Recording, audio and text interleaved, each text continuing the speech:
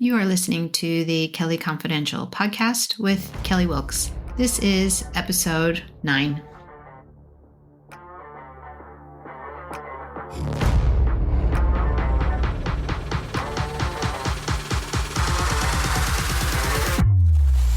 Welcome to the Kelly Confidential Show, where we talk negotiation essentials and those crucial conversations empowering extraordinary women.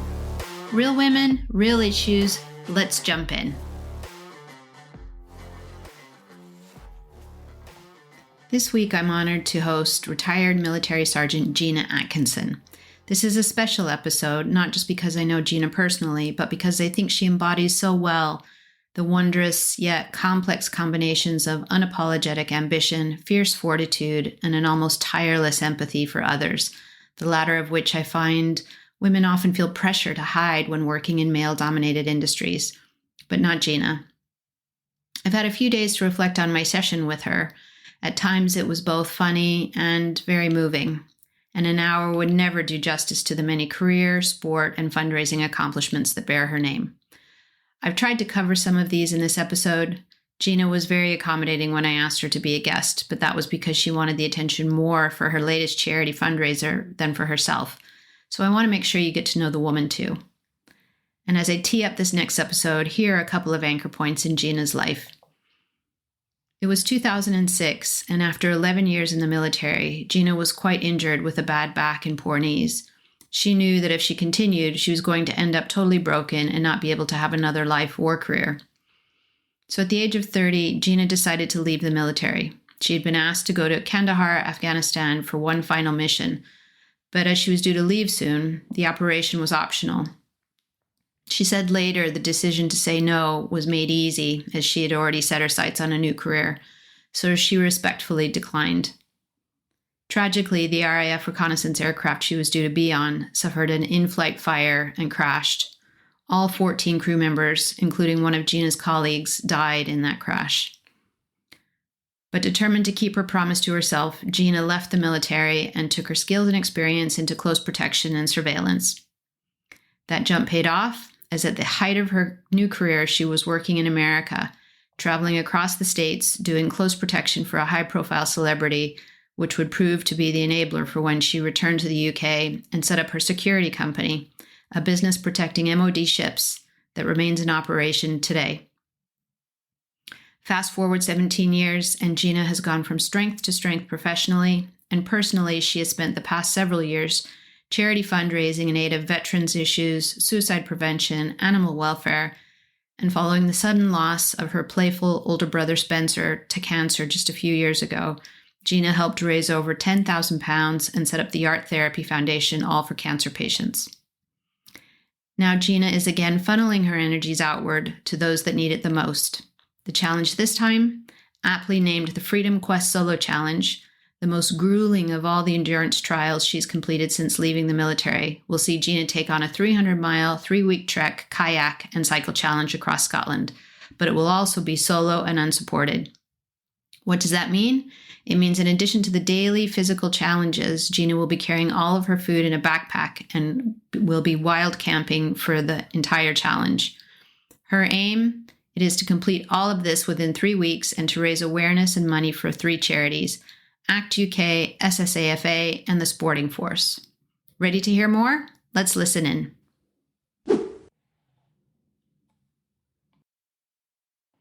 Hello, lovely people. Today I'm happy to host retired military sergeant Gina Atkinson, who is a former Royal Signal soldier, a business owner, a competitive rower, a fundraiser, and motivational public speaker for charity events such as SSAFA, the Armed Forces Charity, Sporting Force, and other organizations.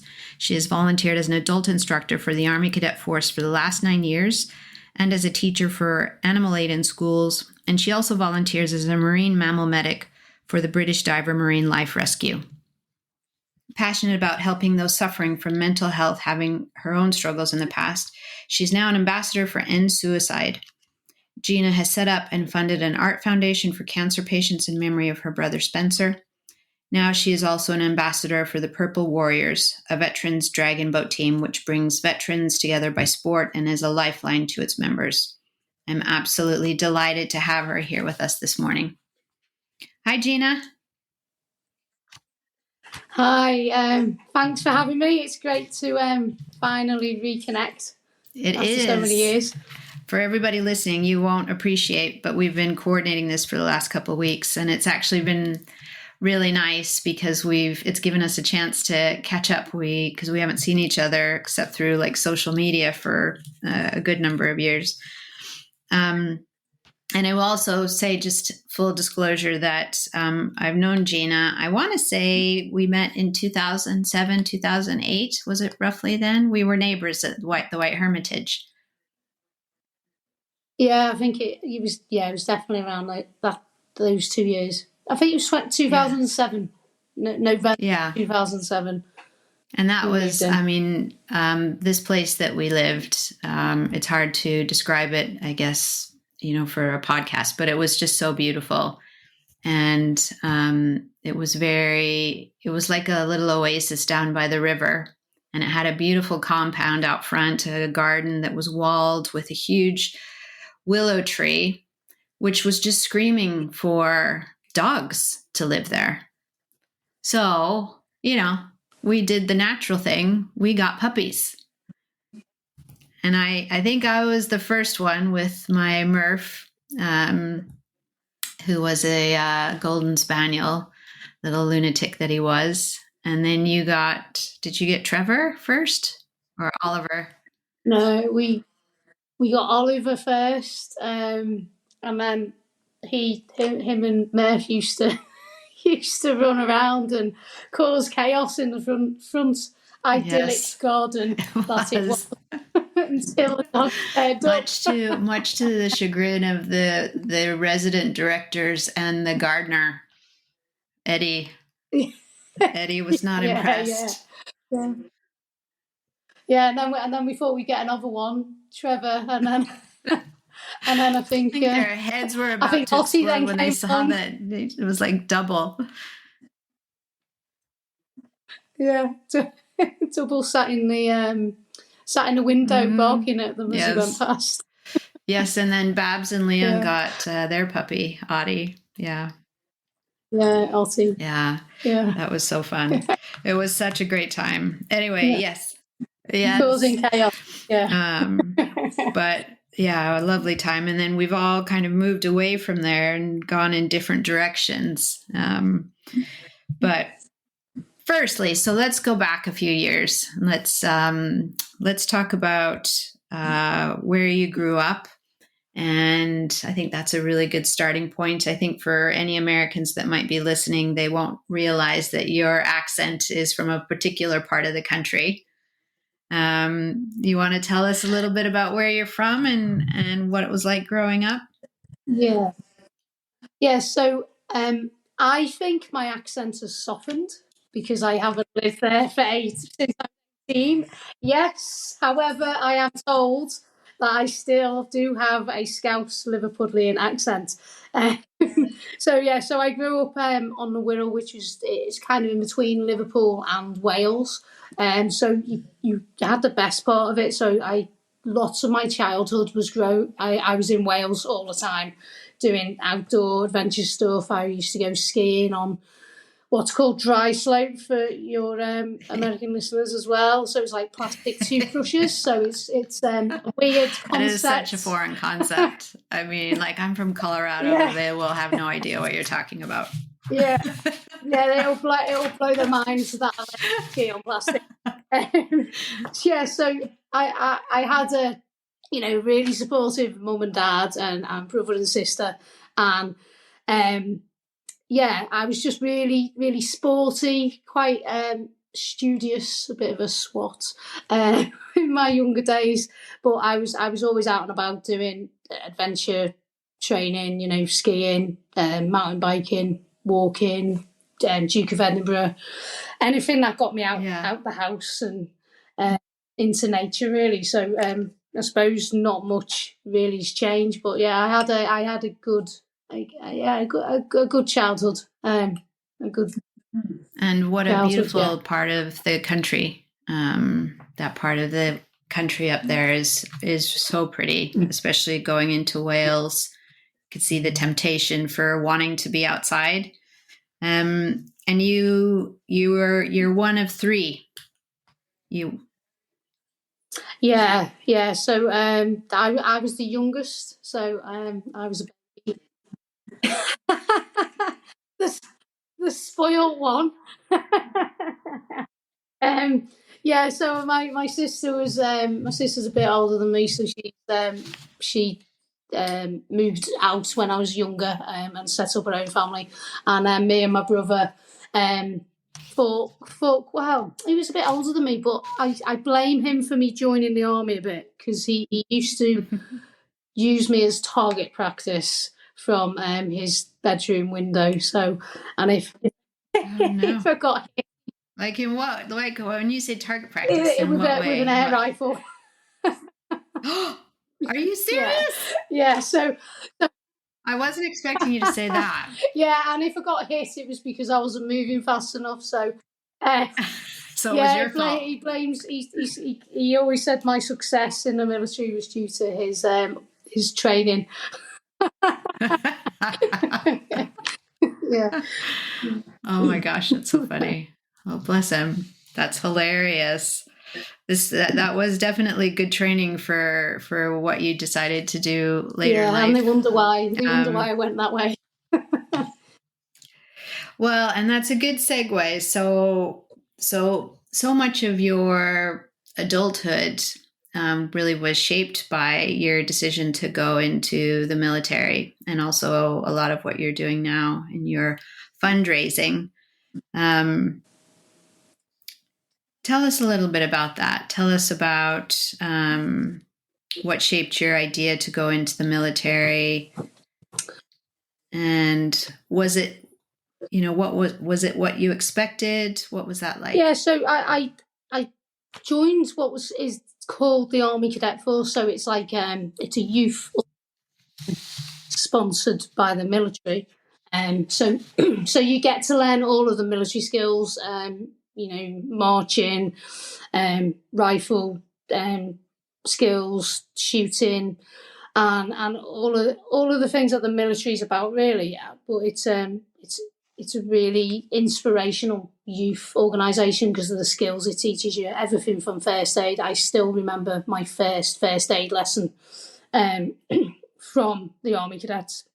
So I was really quite good at it, and I actually won Best Cadet in I don't know. I don't want to name the year, which was unheard of for a female to actually win Best Cadet, because we'd only sort of just been allowed to join the cadets a few years before.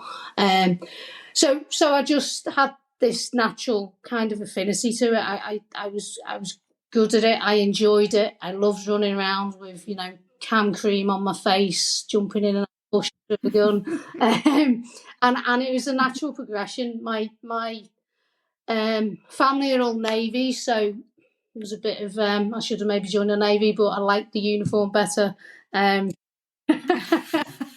Simple decision. And I joined up just after my A-levels, and I joined up as a Royal Signals Communication Engineer. So okay, it was a trade, very good trade, and I ended up with a degree, just below a degree, HND, in electronic engineering from it. So it had future if I left and went into that trade. But joining it was I had an amazing career, an absolutely amazing career. I went to the unit I wanted to go to, which was 30 Signal Regiment, which was nicknamed the Globetrotters. really? And it was satellite communication. So at that time, that was cutting edge, state of the art Star Trek stuff. So wherever there was a conflict or a peacekeeping mission or whatever, we would be the first ones out. So within my first sort of 3 years in that unit, so it was 3-4 years, I visited like 35 different countries. So that is what you join to do, is travel. It's one of those bucket lists, isn't it? And the experiences and the thing, not everything was great, but the experiences, shaped me as I am today. And gave me such, lifelong lessons. Yeah, I just had a brilliant time, an absolute, dream of a career, really. I was very lucky and fortunate to have that opportunity, really. And you were, how many years were you? Was it 12 years? Yeah, I did. How long I were did you 12 years in just under 12 years in the regulars. Then I joined the reserves a couple of years, and now I'm back in the Army Cadets, which is a kind of service. We're still in military. I'm commissioned now as an officer, and I've worked for there as like a youth leader for now. Oh, wow. So I'm trying to, maybe inspire a few of the cadets. Yeah, definitely. And that's what a great example of stewardship, and passing it on to the next generation, especially with all the experience that you had. And what was it like? Firstly, I'm interested just to hear, and I don't know that I've ever told you this, but my older nephew Christopher is married, and his wife is in the military. They're based in Texas, and my younger nephew Julius is also in the military. He's in the Navy. He's in the military police, and so I understand a little bit, and I hear a little bit, about their experiences, and I know that it has really served them, and they've I think enjoyed it for the most part. They're both really young in first couple of years into the military. What was it like for you as a woman? I don't know. I mean, what was that like? Was there any difference? Did you feel any difference, or? Yeah, so because I was in the Royal Signals, we had quite a lot of females. When I say a lot, you'd be in a regiment of 300 and there might be, 15, 20 of you. So it's still not a lot. But they were quite a forward-thinking corps. But saying that, I do feel at that time you did have to work a bit harder than your male counterparts to sort of get recognised or promoted. There was still some of that ingrained sexism there, but you dealt with it, and you maybe you shouldn't have expected it, but you got on with it, and that's what then made you, if you like, stronger and a better soldier, and you always strive to be better, I think, and that's how you kind of succeeded. But as a whole, I didn't experience too much hardship, really. I just sort of got my head down and did it. But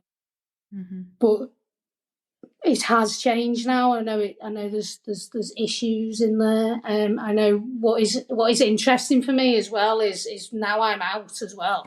People are still always surprised that I'm a female veteran, ex-military, and you still get a weird stigma of, oh, you must have been a medic or admin clerk. You can't have done the same as the lads, but that's totally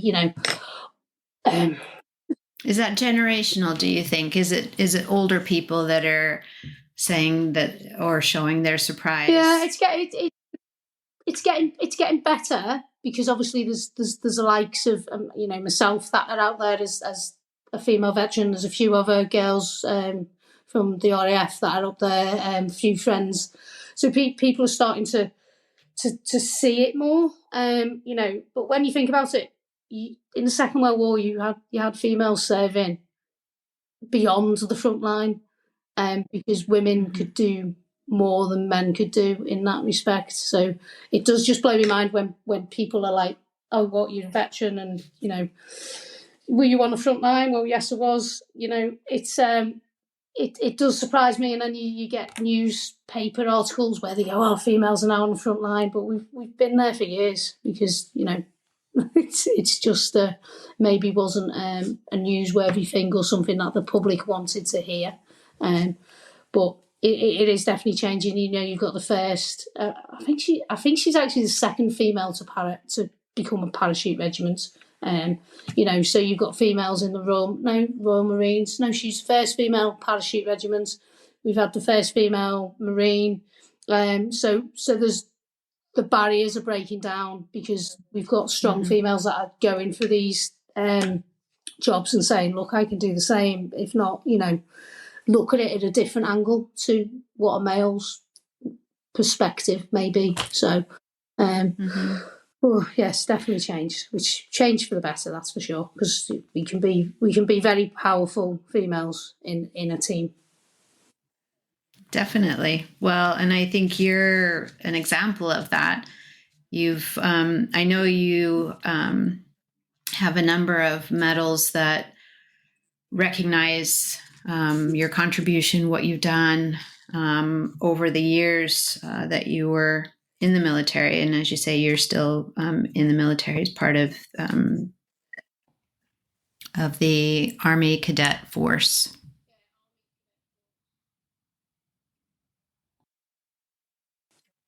And then you've recently won the Ministry of Defense Soldiering On Award, Inspiration of the Year 2022. That was just last year. So, I mean, if that's not an example of powerful women leading the charge, tell us a little bit about that. Tell us how that came about and what it means to you. Yeah, so that was an incredible sort of experience. Never kind of in my wildest dreams did I think that I would be recognised enough to be, you know, nominated for something, especially the Inspiration of the Year, because that's like kind of the pinnacle one, isn't it? So I was nominated. Somehow I made the final, and then I went to this incredible final with so many inspirational veterans, serving personnel, you know, MPs, MBE winners, and just amazing group of people, and somehow out of the final three, I actually incredibly won it, and I was actually totally speechless, which is unusual for me. I just didn't expect it. I hadn't really worked out a speech, you know, because I just thought there's no chance against the two guys that I'm up against, because they were absolutely incredible. And kind of what it's meant for me, which I didn't realise at the time, is it's sort of it's elevated my profile, which is it's allowed me to now achieve a bit more and get more help for the charities that I'm trying to help, because it's given me a bit of a higher platform, if you like. So it's really sort of opened doors which I've been trying to hammer down for a while, and because I won that, I now can maybe get those doors opened and then help shape change with some of the projects that I'm on, like trying to get affordable gym memberships for all veterans. So I've been to Parliament and spoke to the MP Johnny Mercer for the Veterans Affairs. So it's really, really, you know, it's incredible to be nominated and then to win and stuff was amazing. But it has helped my cause. Hopefully will continue to. This year I've had the honour to be named as one of the judges. So I'm going to be, which is amazing. Exciting. So I'm going to be reading all the inspirational nominations for the next few weeks, and then we come up with the finalists and keep it quiet for a long time. So that's like an amazing honour, you know. That's incredible. Yeah, and to come full circle and to be asked back as a judge, wow, that's an honor. That is definitely such an honor. And you've also, in your spare time, I mean, you've got to hands down be one of the busiest people I know, without question. You've also published a book this was in 2021, called Military Memories. And it's an anthology of poems written by the Forces community and a collection by veterans, serving personnel, and families of those who have served, and the wider forces family. It's described as poems and illustrations of the journey taken by those who join the armed forces, showing a lighter side to our families' lives, but also the trauma we sometimes face. Tell us how you got involved in that, and why you got involved in that, and how that came together. Yeah, so in a nutshell, my brother died of cancer in 2020 during the height of COVID, and I wanted to raise some money for a local cancer charity. So I decided to walk 5,200 miles in a year, walk and cycle, because it was a bit hard just walking it. That's a long way, as well as trying to keep down a job. But during that time, I'd been knocked off my bike, which then got destroyed. And basically, it's crazy. Yeah, basically, I was also under SAFA and a few other military charities, because it was kind of like one of the darkest times in my life. And they found out that my bike had been written off, and found out what I was trying to do, and they helped raise the funds for me to get a bike, which made it a bit easier. Wow. Paid it forward. Wow. And after I raised over £10,000 on that, and I set up an art foundation for cancer patients up on the Wirral, so to give them somewhere to have a bit of respite from, the stresses of the disease. And then during all this time, I was thinking I need to give back to SAFA and Sporting Force, who'd helped me in so many different ways.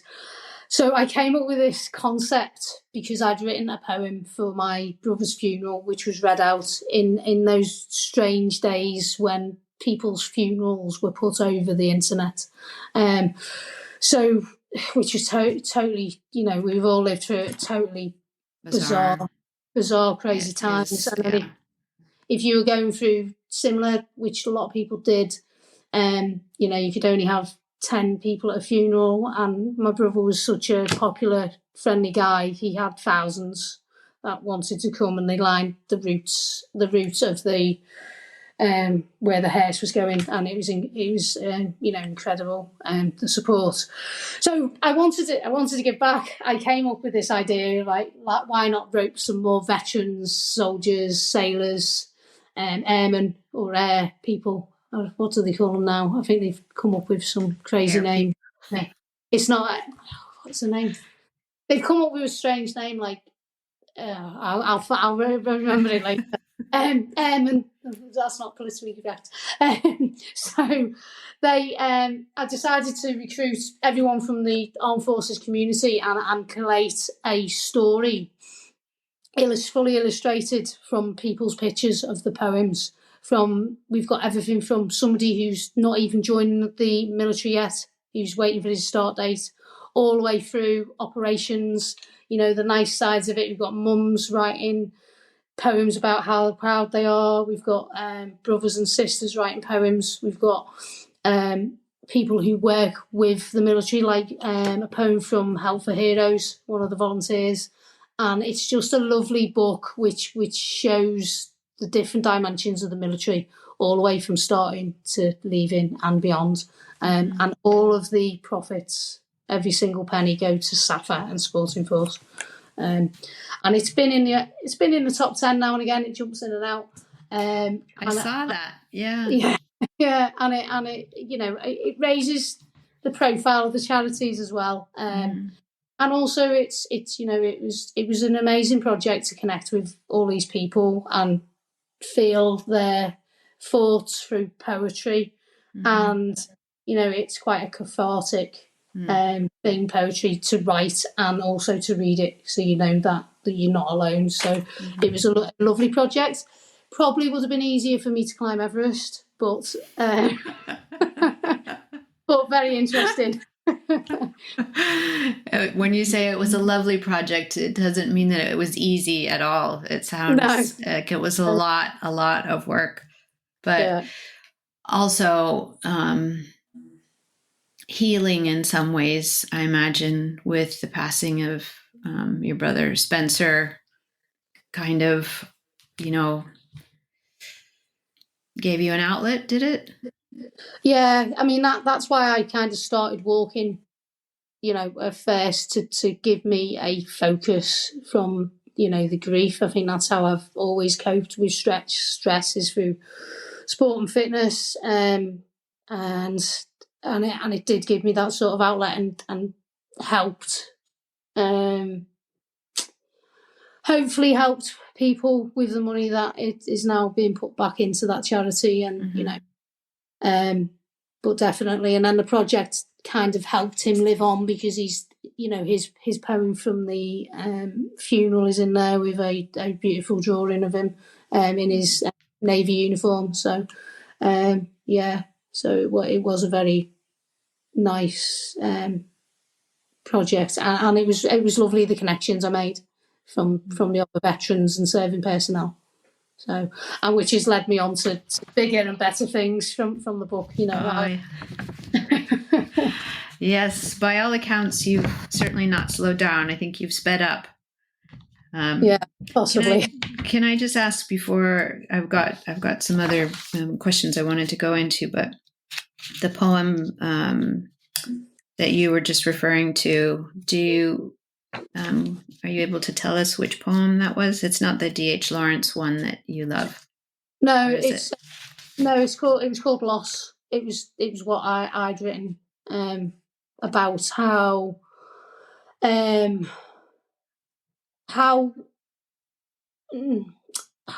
like I dealt with it, to see different signs through nature. That reminded me of him, really, because he was very he was the same. He was very into wildlife and nature, so knew everything about animals and things like that. So that was how it kind of connected with me.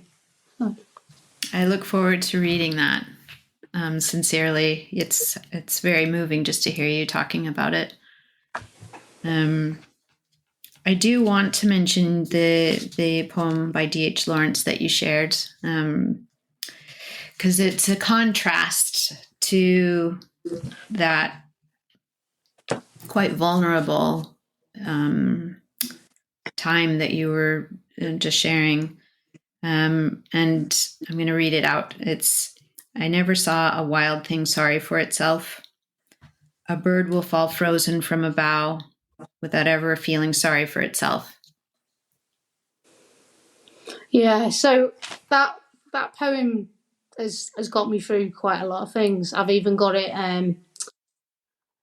engraved on the back of my watch, and it kind of, when you're feeling low, or you've got something difficult to do, whether it's to climb up that mountain and it's raining and cold, I kind of recite that poem to remind me of that.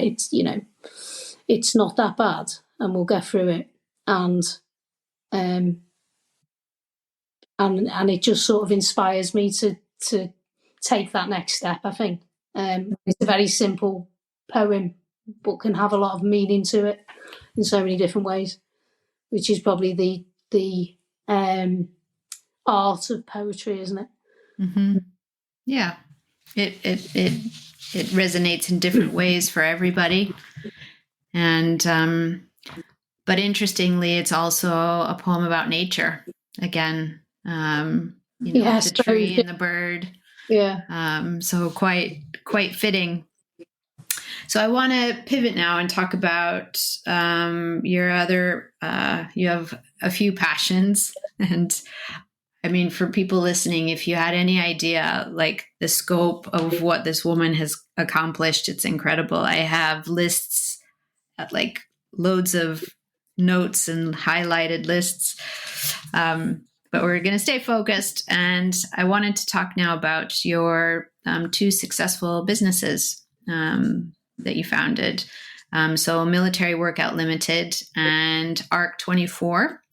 ARC24 provided security for the MOD and its protection of MOD ships for the last 13 years, employing up to 100 members of staff at its peak. And that was running parallel, I think, when you set up military workout, which I did try a few times. I think when I was face down in the snow doing push-ups, that was kind of it for me. I still remember that, and I was like, oh no, I don't care that I'm from Colorado. I'm not cut out for this. But tell us, let's start with ARC24. What was that like, owning and competing for contracts as a woman-owned business, with the MOD as your client? Yeah, so I mean, I never wanted a security business because it's not my passion, really. But I set the business I set up originally was actually called Viewpoint GB, and I was going to take tourists around the castles in Wales and Scotland, and it's quite sedate compared to everything else you've done. And I didn't have I can't see you doing that at all. I just didn't have a clue what that was going to look like or do, and then I had some advice from basically my mum's partner, and he went, look, you do what you know, and what you know is security. You're an expert in security, so you should be focusing on that. And I did take that advice, and then that led to a break getting the contract with the shipbuilding company to look after the warships, which was an incredible honour to be on there. And it'd be like my guys would be on there, these massive grey ships, and we'd be in charge of the security. I managed to hold on to that contract for 13 years, and there was ups and downs. We constantly were having rival companies spinning yarns about us, but because I was so sort of tight with my paperwork, they could never prove anything. So they'd be like, oh, you haven't done this, and I'd be like, well, here's all this paperwork, this is what I've done. Because obviously it's a serious contract. Very sought after, I imagine. Highly competitive. Mm-hmm. Yeah, and my greatest asset, and my greatest asset always is my staff, and treating them right, and treating them with respect, and just trying to train them to the best that I could, and that's, I think, how our success lasted, because my staff were the best staff. Albeit, the contract potentially didn't give us the money to be able to pay them what I wanted to pay them. But I think because they felt valued, I had staff that had stayed for the whole 13 years, which is a testament. They enjoyed their job and they liked it. Bearing in mind, potentially it's a security guard job, which sometimes gets a bit tedious. But what a great location to be doing it, and for such an esteemed client like the MOD. Yeah, which is fantastic. And to work for you for 13 years, I mean, gosh, that says, that it's extraordinary these days, especially. So I think that speaks a lot to your leadership and your commitment to them. Yeah, I had quite a few that stayed for most of the duration, to be honest, which built a stronger, cohesive team, which is what helps success, really, doesn't it? Unless you're in a software company, but you're still going to have to deal with humans at some point. Yes. Yes, I think they would probably, those software leaders would probably say, unfortunately, but that is, people. I think that's a whole different episode, isn't it? I would love to tackle that conversation. And military workout. Tell the listeners about that. Yeah, so military workout. When I first left the military, I gained all my qualifications as a personal trainer and stuff, and I just seen a certain company doing it, and I thought, in London and stuff, and I thought I could do this better. So unlike you. Yeah, so unlike me. And add that female spin to it, and it was a brilliant few years. I think we ran that for about 6 years. We ended up having training courses where we teach our concept to fitness professionals, and it was like a family really in Windsor. It was, everybody turned up, and it was about the social, getting a bit fitter. And and it was brilliant seeing, we had certain clients that they'd come all the time, and they'd turn up and they'd lose weight and they'd never ran before, and then they'd be doing like Tough Mudder, or they'd been climbing up Snowdon, or they'd be doing, crazy other stuff. And it was just such a stark difference to ARC 24, which was very serious, and military workout, which was, it was all about fun and fitness really. As our slogan was, fun, fitness, army style. Yeah. and that was totally like the ethos of it. And it was brilliant company. It only stopped because we moved away and got too busy with the other company, that we kind of had to put it on a back burner. But it's always there. Still got the kit, still got the bibs. Well, you never know. Never know. I'll give you a couple of years, I'm sure you're going to go whizzing past me with it, with the sign on your car saying, "Yeah, we're here." We're back. And it's that deep love of sport as well that took you into competitive sport, where you've been in international competitions. And I remember several times at the White Hermitage when you were heading off for competitions here, there, and everywhere, your rowing competitions. Do you want to tell us a little bit about that? Yeah, so I mean, I've been lucky enough to represent my country a couple of times in a few different sports. So when I was a kid, I was in the English ski team, which was amazing. I started a bit late, so I'd never sort of make it. Well, the English the British aren't that good. We have got a few really rising stars at the minute, We're going to edit that out later. Just kidding. Yeah, we have got some rising stars. Yeah, so I managed to get on the army ski team, which took me international travel, and I used to ski next to, the Austrian national team and British national team, and that was just amazing. I'd kind of go away on operations and then get to go and ski for the army for a few months, sorry. So that skiing on plastic earlier really paid off. Yeah, it did. It gave me strong legs.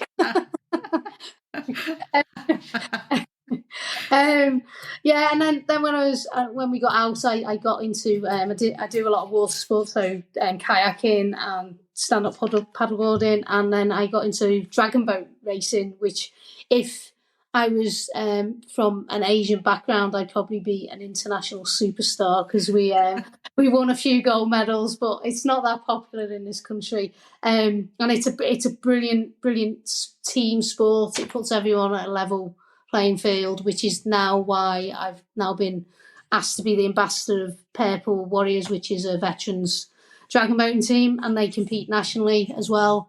And it's really changed. It's a really small charity, but it's really changed and shaped people's lives. So I'm proud to, from a sporting background, proud to now be an ambassador for them, to try and help them raise money and raise a profile, and most importantly, help the veterans that are on the team. Mm-hmm. So, and I remember. I am gonna move on, but I just want to mention this because I remember there were a few occasions living at the White Hermitage, and debates, I would say, when we would sit out in the garden. There were 12 units at this compound, and a beautiful front garden, as we mentioned earlier, and we would occasionally sit out front in the garden with some wine and have a little chin wag and set the world to right. And one of our other neighbors was a big rower. I don't know if you remember this, but he used to debate about, dragon boat racing versus the way, what is his boat called? It's like, he was on the seniors team GB. Oh yeah, he was. He thought his was better. Yeah, he did. They didn't win medals that year, though. No, I think I remember that. And I think you and Claire were like quick to tell him that. But I'm just going to say that. It was very funny. And yeah, I think I'll move on swiftly because he might listen to this one day. And so now you're retired, sort of. I say hardly. And you've dedicated the last couple of years to fundraising across these different groups, both speaking about it, raising awareness around animal welfare, veterans issues, suicide prevention. And you have a particularly hefty fundraising event coming up this month, right? It's in April, end of April. The Freedom Quest Solo Challenge. Yeah. This is a granddaddy of events. I was telling some friends about this the other day, and they were like, she's doing it alone? And I was like, yeah. So tell us all about it. Tell us why you're doing it and how far you are in your goal raising, and tell us about this event start to finish. Yeah, so it probably will be my biggest challenge yet since leaving the military. I am setting off from Glasgow on the 30th of this month. God, it's soon. Oh my gosh. The 30th of this No month. pressure. No, and I'm starting off with the kilt walk, which is going to have 10,000 people dressed in tartan and kilts. I've got my family kilt to wear. Oh, fun. And that's going to just be an amazing start to the adventure, because I'm going to start with 10,000 people and then wander off into the mist on my own. Hopefully to be seen again. In your kilt. Yeah, in my kilt. I'm going to walk the West Highland Way, which is 118 miles from where I'm starting. Once I get to Fort William, I'm going to swap all my kit over and pick up my kayak, and I'm going to paddle the Great Glen, which is about 80 miles across the amazing Loch Ness and stuff, which is going to be absolutely stunning. When I get to Inverness, I'm then going to cycle back to Fort William, and that should be around 300 miles. As you say, it's all solo, all unsupported, apart from the fact that I'm storing my kit at some TA reservist centres. So they're being really good. It's the Cadet Force 1 Highland Battalion who are helping me there. So they're going to look after me. When I get to the location, they're going to bring it. But apart from that, I'll be carrying all my own food. I've got a tent to sleep in. And wow. What else do I need? The water, there'll be loads of water in Scotland. Yeah, you won't be. Geez, water is the least of your concerns. Yeah, exactly. So and that is all for 3 amazing charities. So it's for SAFA, the Armed Forces charity, which helps veterans, serving personnel and families. Is one of the oldest charities in the UK, I believe. And Sporting Force, which is again a veterans charity, who helped me, gave me a bit of just coming out of lockdown. I ended up in a sporting team for them, and it was just nice to be around people, and gave me a bit of that. What's the word? Human contact. It's not the word I'm looking for, but it was nice. Connection, yeah, to be together with people again. And then ACT UK, which is the Army Cadet Force Charitable Trust, and that is for cadets who are not maybe from an affluent background or a different social background, and it's so they can apply for grants for kit or to go on an amazing trips. I think it starts today actually.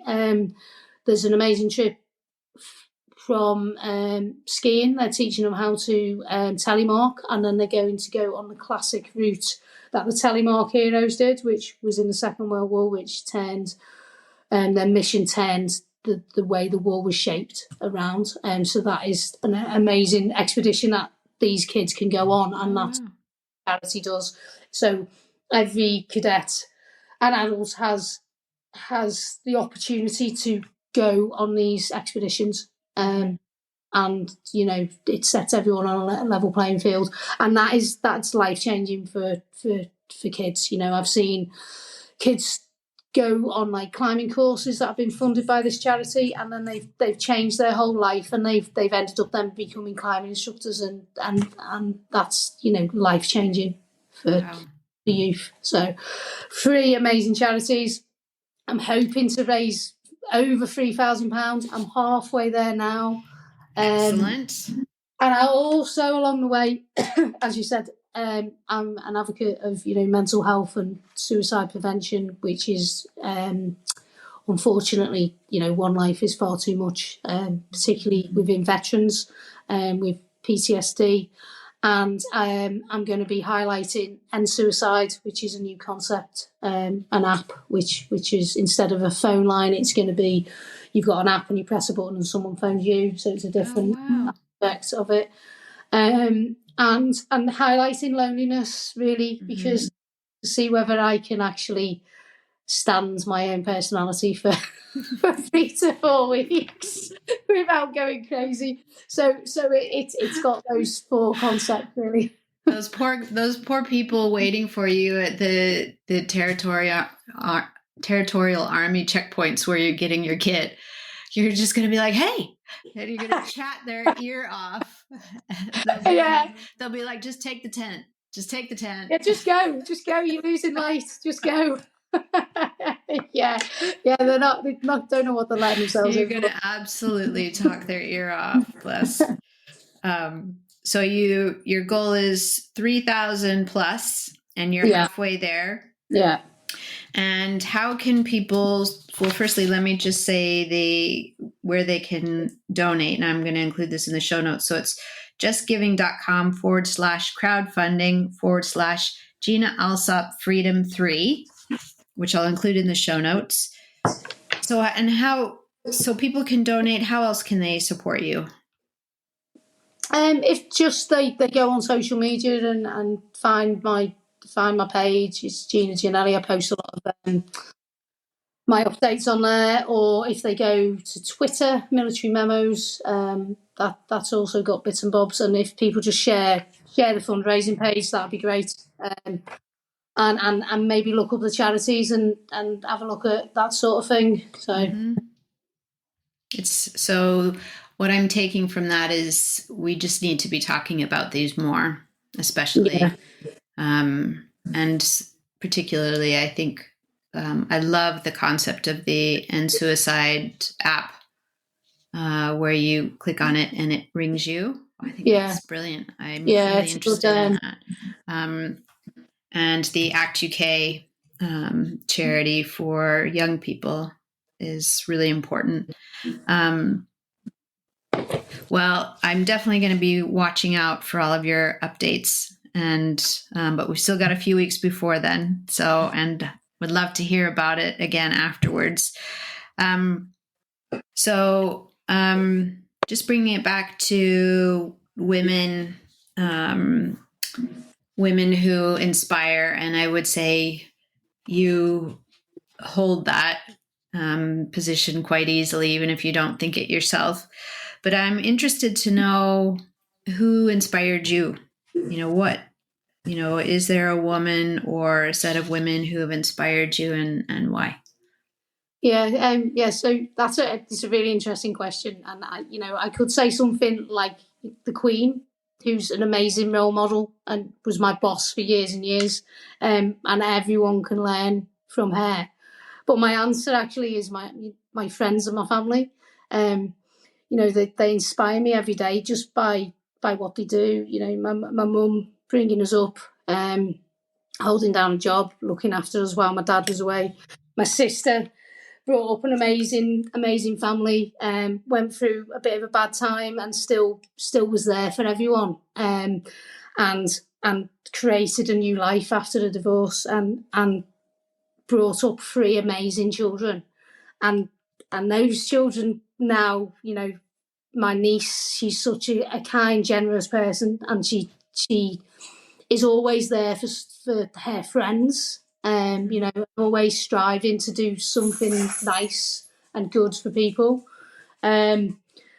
And my nephews, my nephew's girlfriends, they are, inspirational. One of them's a police officer and looks after 3 children, and the other one is a nurse, a cancer nurse, and they don't even know, they've got their selfless commitments, just inspires me for their everyday, they don't realise it, but that's what they're there for, and these people have been there for me through the really hard times over the last few years. And then my friends, the support that they've given me, and everybody's going through something, particularly because of COVID. You setting up your podcast to spread the word. Yeah, so my friends, just the fact that they've been there for me, and that I know they'll always be there for me, and they've got everyday jobs, police officers, office workers, and they go to work in this. It is a difficult time at the minute. I know we've got lots of luxury around us compared to, the 70s, 80s, but it's a different time. And I know if I need them, they will speak to me and, take time to message me, see how I am. And just the fact that they're getting on with their lives, and they're inspirational to me. And it's like, none of us stand on our own. I've got here because of so many people behind me that have backed me and supported me and been there for me, and that's where I think I find my inspiration from everyday people doing everything without recognition, and just being, like the word I use all the time, just awesome and kind and friendly, and that's where I think that comes from for me. Yeah, I love that term, everyday people, everyday hero. And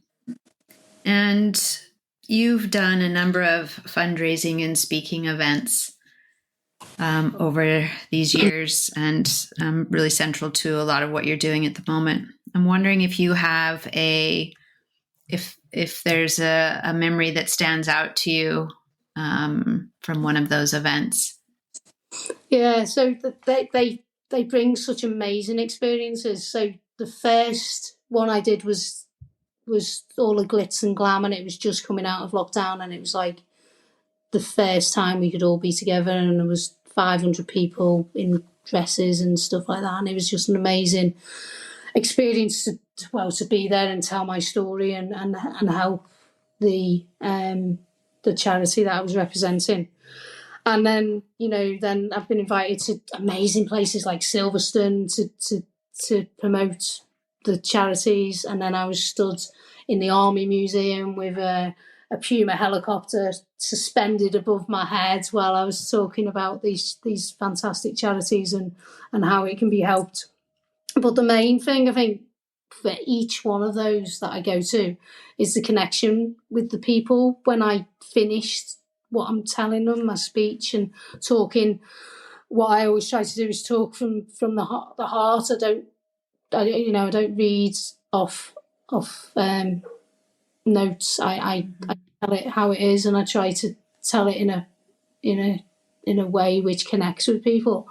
And then afterwards, when people come up to me and say it meant a lot what I was saying. I was in a really small location in Wales doing a little chat to a handful of people, and they were really, said it connected, and you could see it, it kind of helped, and it helped afterwards to talk. And I've had some amazing experiences. I met a woman came up to me, and she was part of the Forces Network, and her brother was going through the same bowel cancer at that time, and it was just nice to connect and be able to try and help her understand what was going on. We're still in contact now, which is nice. Oh, wow. I've got some people that just come up and we connect, and I keep in contact with people as much as I can. I think that's the main thing that I get from it is helping the charity raise amazing amount of money. Some of these events, £10,000 at some events in donations and stuff. But also the connection that it makes people, it makes people see the charity is real. The charity actually helps people as a stale face of somebody telling them what the charity does, like, the CEO getting up and saying this is what charity's done with facts and figures. So I really love that. I love, I do get a bit nervous, but it's the afterwards when you're chatting to people, and that's what I suppose for me, like, life's about, is about connection with people and interaction and helping where you can, even if it's just a word of a text message now and again with somebody you've connected with, talks or one of these events. I'm sure I'll meet lots of people at the Kilt Walk up in Glasgow. I'm sure you will. You're going to come back from this, even though it's a solo journey. The majority of this is all by yourself. I guarantee you're going to come back with a bunch of new connections and new people that you've never met before, new friends. Because I think you just have that natural way of connecting with people and putting them at ease. And I think one of the things that struck me through this was in all of the work that you're doing, so much of it is you trying to give voice to people that maybe feel like they haven't got a voice, or that they're definitely not alone, and that there are resources and outlets, whether it's for young people looking to go into the military with ACT UK, the charity work, or animal charity support, which we haven't covered, probably can do in another episode, but because there's a whole heap of work that you've been doing there too. But I think the theme that kept coming back to me was how much you're connecting people and making them feel that that they're not alone, and that they are connected to something. Yeah, I think that's definitely it, especially after we all came out of COVID and we were all a bit disconnected from real life, weren't we? And nobody kind of knew how to get back into it. But for me, it's about, I suppose, trying to put meaning back into people's lives, and trying to put meaning back into my life, and how it sounds a bit righteous, I suppose, just sort of helping people wherever I can, and whether that's just an act of kindness, like a smile and a hello as I'm passing them on the West Highland Way or something like that, then that can make somebody's day, because you don't know what people are going through. No. And absolutely true. We're typically friendly as Northerners, so well, I'm looking forward to hearing how it all goes, and we're just about coming out of time now, but I wanted to give you a huge thanks for being on the show. And as I say, I think we've only uncovered a small slice of this. There's just so much other, great stuff going on underneath it that we haven't even touched. But that just means that you'll have to come back and do another episode. And I want to mention again your book, Military Memories, which is available on Amazon, and I will include the link in the show notes.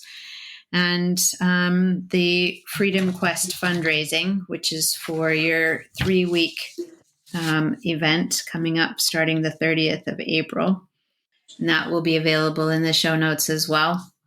And I just wanted to say thank you again for joining us. And can people find you how else can they get in touch with you if they wanted to support you on any of your other charities? Is it LinkedIn is the best way? Yeah, or what's the best way they can connect with you? I'm on LinkedIn as Gina Atkinson, which was my maiden name, or Gina Ginelli on Facebook, which is a nickname, or Military Memories on Twitter. But yeah, it's been a good conversation. It's been great to chat to you, and thanks for having me on the show. And I'll happily do another podcast after the event if I survive. Yes, I would absolutely love an update when you finish, that we can push out to the podcast listeners, and maybe we set up another so we can just go play by play. I'm going to be doing reels and YouTube, so the YouTube will probably come after. But yeah, I'm gonna try and put lots of social media stuff out, because that's the age we live in. Fortunately or unfortunately, but I do like doing reels. It's a bit of a thing at the minute. I've only just learned how to do them. You can teach me. I'm still trying to figure that all out. Well, thank you for being on the show. I can't wait to hear how your trek goes, and see all the pictures and hear about all your new friends. And we look forward to having you back here again real soon. Yeah, I can't wait. Thanks, Gina. Thanks.